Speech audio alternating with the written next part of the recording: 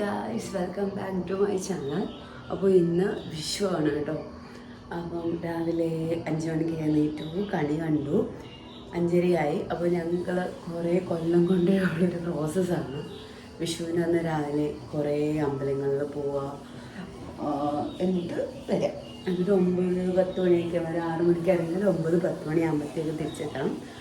So ആ ഒരു process ഉണ്ട്. അപ്പോൾ അതിന് വേണ്ടിയിട്ട് എനിക്ക് പ്രിപ്പയർ ആവണം. പിന്നെ ധാവണിയാണ് കേട്ടോ പ്ലാൻ ചെയ്യുന്നത് കൊടുക്കാനായിട്ട്. തലയിൽ ഞാൻ ഇന്നലെ എൻ്റെ നോസ്പിൻ ഊരി വെച്ചിട്ടുണ്ടായിരുന്നു, അപ്പോൾ അതും കൂടി ഇട്ടു. കണ്ണോക്കി. ഓക്കെ, അപ്പോൾ ധാവണിയാണ് ഞാൻ പ്ലാൻ ചെയ്ത് വെച്ചേക്കുന്നത്. അപ്പോൾ അത് സെറ്റ് ചെയ്യണം. എനിക്കറിയില്ല, ഇനിയൊരു 20-25 മിനിറ്റ്സ് എൻ്റെ ഉള്ളിൽ എനിക്കിത് ഫ്രഷ് ആവണം. അതൊക്കെ സെറ്റ് ചെയ്യണം. നമുക്ക് ഷടപടി എന്ന കാര്യങ്ങളൊക്കെ ചെയ്ത് പോകാം. ഓക്കെ, അപ്പോൾ അതിൻ്റെ ഫസ്റ്റ് പാർട്ടായിട്ട് എൻ്റെ ഫേസ് ഐസിങ് ആണ് പരിപാടി.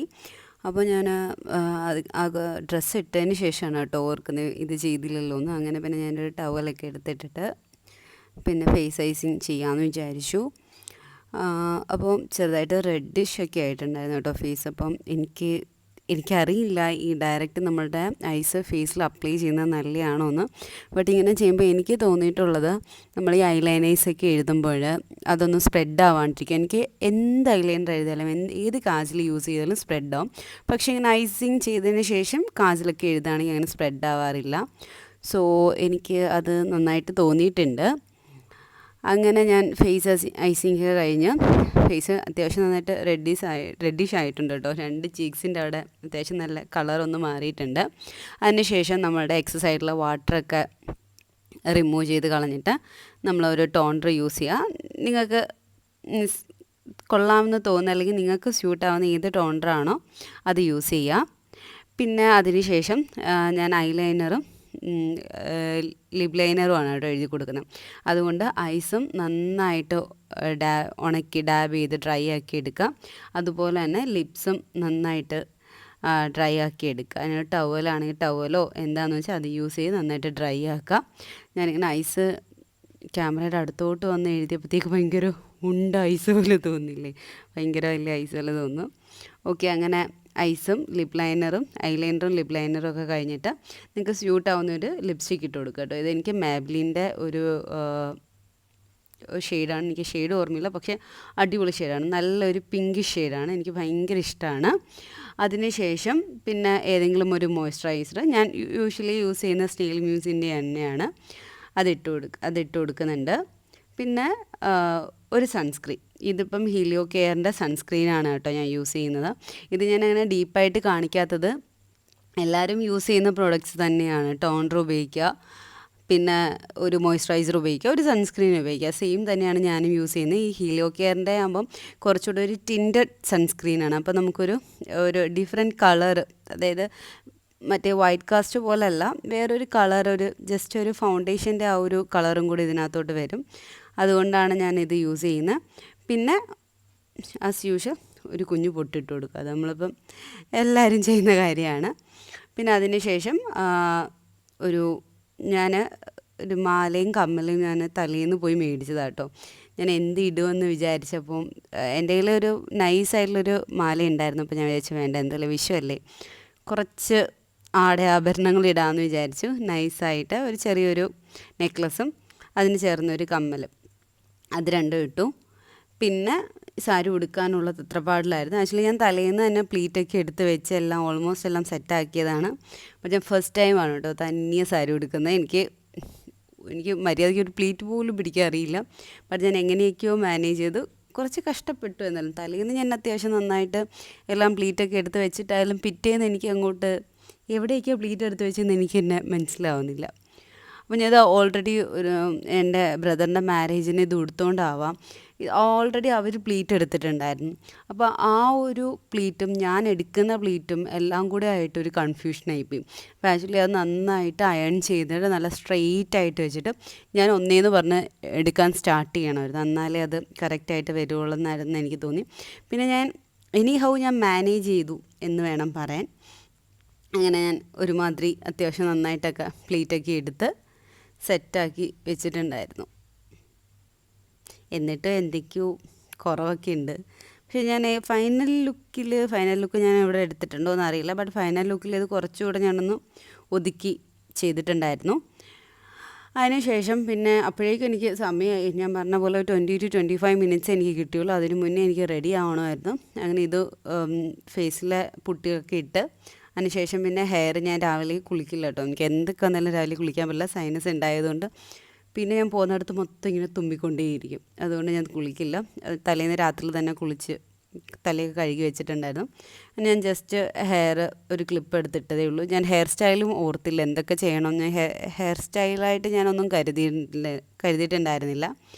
അപ്പം പെട്ടെന്ന് ചെയ്യാൻ പറ്റുന്ന ഒരെണ്ണമാണല്ലോ ഇതുപോലെ കുറച്ച് മുടി എടുക്കുക, ക്ലിപ്പ് ഇടുക. അപ്പോൾ അത് ചെയ്തു. പിന്നെ വളയിട്ടു. അപ്പോൾ ഇത്രയേ ഉള്ളൂ. ഞങ്ങൾ വേഗം പോവാണ്. ഇത് ഞങ്ങൾ ഫസ്റ്റ് അമ്പലമാണ് കേട്ടോ, വീടിന് അടുത്തുള്ള അമ്പലമാണ്. അപ്പോൾ ആദ്യം അവിടെ പോയി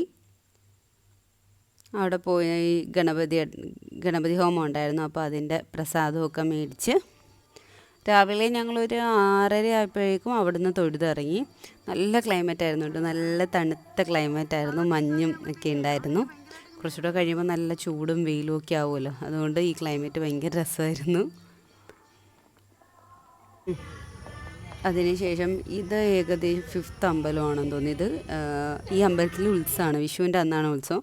പക്ഷേ ഇവിടെ ഇപ്പം ഈ വർഷം അമ്പലം പണി നടക്കുന്നുണ്ട്. ഈ അമ്പലത്തിൽ ഈ വർഷം ഉത്സവം ഇല്ല. അങ്ങനെ അവിടെ നല്ല കുളവും നല്ല പ്രകൃതി രമണീയമായ അമ്പലങ്ങളാണ്. മീൻസ് ഗ്രാമപ്രദേശം ആയതുകൊണ്ടായിരിക്കും എല്ലാ അമ്പലവും ഭയങ്കര രസമാണ്. ഞാൻ അവിടെയും പോയി. പിന്നെ ദിസ് ഈസ് ഓൾ. പിന്നെ ഇത് അമ്പലം പണി നടക്കുന്നതെന്ന് ഞാൻ പറഞ്ഞില്ല, അതാണ്. അതുകൊണ്ട് ഇവിടെ വലിയ കാര്യത്തിൽ പരിപാടികളൊന്നുമില്ല. അല്ലെങ്കിൽ ഞങ്ങൾ വരുന്ന സമയത്ത് ഇവിടെ ഗാനമേളയും അങ്ങനെ എന്തെങ്കിലുമൊക്കെ പരിപാടി കാണുന്നതാണ്. ഈ വർഷം ഇവിടെ പരിപാടികളൊന്നുമില്ല. പിന്നെ ഇതാണ് ഞങ്ങൾ ലാസ്റ്റ് പോയ അമ്പലം. ലാസ്റ്റ് അമ്പലവും അത് അതിന് ചുറ്റിനും വയലാണ്, 4 സൈഡിലും വയലാണ്. അതിൻ്റെ നടുക്കാണ് ഈ അമ്പലം ഉള്ളത് കേട്ടോ. കുറേ സേവ് ദ ഡേറ്റും കല്യാണത്തിൻ്റെ കുറേ ഷൂട്ടിങ്ങും കല്യാണത്തിൻ്റെ മാത്രമല്ല എല്ലാത്തിൻ്റെയും കുറേ ഷൂട്ടിങ്ങും കാര്യങ്ങളൊക്കെ നടക്കുന്ന അമ്പലമാണ് കേട്ടോ ഇവിടെ. നല്ല രസമാണ് ഇവിടെ. അപ്പം ഇതാണ് ഞങ്ങളെ ഫൈനൽ അമ്പലം.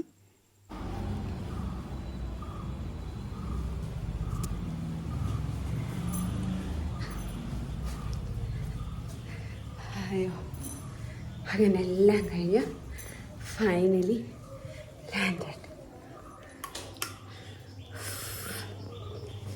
ക്ഷീണമുണ്ട് കേട്ടോ, നല്ല ക്ഷീണമുണ്ട്.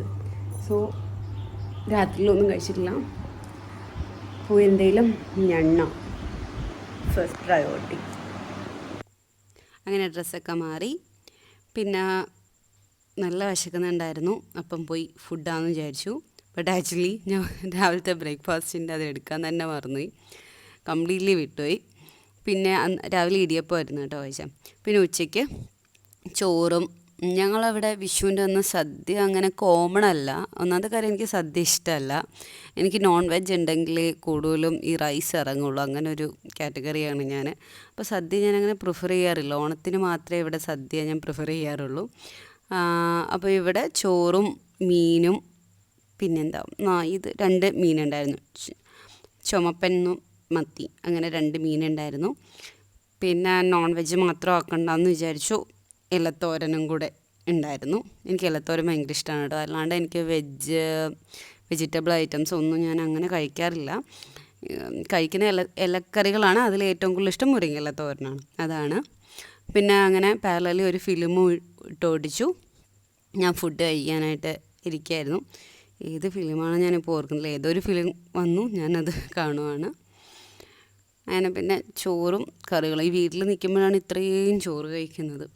ഓഫീസിലാണെങ്കിൽ ഞാൻ 2 ചപ്പാത്തിയിൽ ഒതുക്കും. ഇവിടെ ആണെങ്കിൽ നല്ല ചോറ് തീറ്റിയാണ്. പിന്നെ അങ്ങനെ ഈവനിങ് ഞാൻ രാവിലെ പറഞ്ഞ ബ്രേക്ക്ഫാസ്റ്റിൻ്റെ സംഭവം തന്നെ ഉണ്ടായിരുന്നു. ഇടിയപ്പവും എഗ് കറിയാണ്. നല്ല മഴക്കോളം ഉണ്ടായിരുന്നു കേട്ടോ, കാറ്റും ഒക്കെ ആയിട്ട് നല്ല മഴക്കോളം ഉണ്ടായിരുന്നു. അത് ചെറുതായിട്ട് മഴ പൊടിക്കുകയും ചെയ്തു. ഞാൻ പുറത്തിരുന്ന് കഴിക്കാമെന്ന് വിചാരിച്ചു, നല്ല കാലാവസ്ഥ ആയതുകൊണ്ട് അവിടെ ഇരുന്ന് കഴിക്കാമെന്ന് വിചാരിച്ചു. ഓക്കെ, അങ്ങനെ ഈവനിങ് സ്നാക്സൊക്കെ കഴിഞ്ഞിട്ട് ഇതിപ്പോൾ രാത്രിയിലേക്ക് ഞാൻ ABC ജ്യൂസ്, അതിപ്പം അവിടെ ട്രിവാൻഡ്രത്താണെങ്കിലും ഞാൻ ഇത് തന്നെയാണ് ഉണ്ടാക്കുന്നത്. ക്യാരറ്റും ആപ്പിളും ബീട്രൂട്ടും ആംലയും. ഈ ഈ ആപ്പിൾ ഉണ്ടായതുകൊണ്ട് നമുക്ക് ചെറിയൊരു മധുരം അറിയാം കേട്ടോ. അതല്ലെങ്കിൽ ഭയങ്കര ബുദ്ധിമുട്ടാണ് ഇത് കഴിക്കാൻ. അങ്ങനെ എൻ്റെ ഫൈനൽ ഡ്രിങ്ക് ABC ജ്യൂസായിരുന്നു. അത് കഴിഞ്ഞു ഒരു മാങ്ങയും പുളി കഴിച്ചു. ഇതായിരുന്നു എൻ്റെ വിഷു ഡേ സ്പെഷ്യൽ ഈറ്റിംഗ്. അപ്പോൾ ഇത്രയേ ഉള്ളൂ ഗൈസ്. നെക്സ്റ്റ് വീഡിയോയിൽ കാണുന്നവരെ ബൈ ബൈ.